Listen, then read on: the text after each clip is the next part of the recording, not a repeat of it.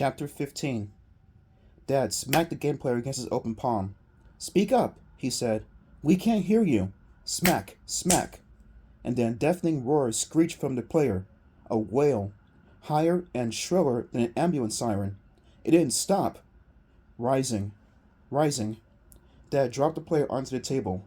We all pressed our hands over our ears. I shut my eyes and gritted my teeth from the pain shooting through my head. "It hurts," I choked out. We were all screaming. My head throbbed.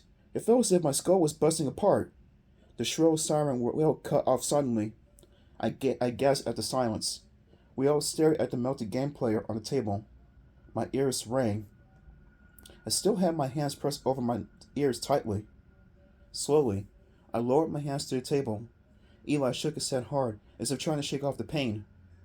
Mom squinted at the game player, her mouth hanging open. She was breathing hard. Dad was the first to speak. "That player is defective," he said. "It's dangerous." He pressed his ears with his pointer fingers, trying to clear them. Then he swallowed a few times. "It hurts. It hurts real bad," Rachel wailed. She still had her hands over her ears. "We could have gone deaf," Mom said.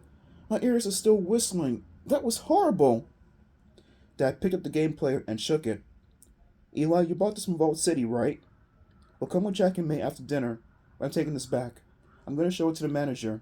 He has to give you a new one." Eli didn't reply to Dad. He was staring at me. We both knew what caused the deafening noise. It wasn't the game player, it was the girl. She had shocked me from the cell phone. Now she had hurt us all from Eli's game player. What would she do if we took the game player to the store? Something even more horrible? I could tell Eli and I were having the same frightening thoughts. "I don't think I can go to the store," Eli told my dad. "My parents probably won't. I'll call them right now," Dad said. He jumped to his feet and headed to the kitchen phone. "I don't want you walking around with that dangerous game player. The store needs to see it. Maybe the play needs to be recalled." "No, Eli started to protest, but gave up.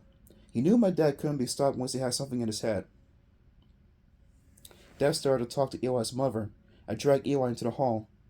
"Maybe this is a good thing," I whispered. He squinted at me from behind his glasses. "Like how?" "Like we leave the game player at the store and the girl stays there with it," I said. He blinked. "You think?" I shrugged.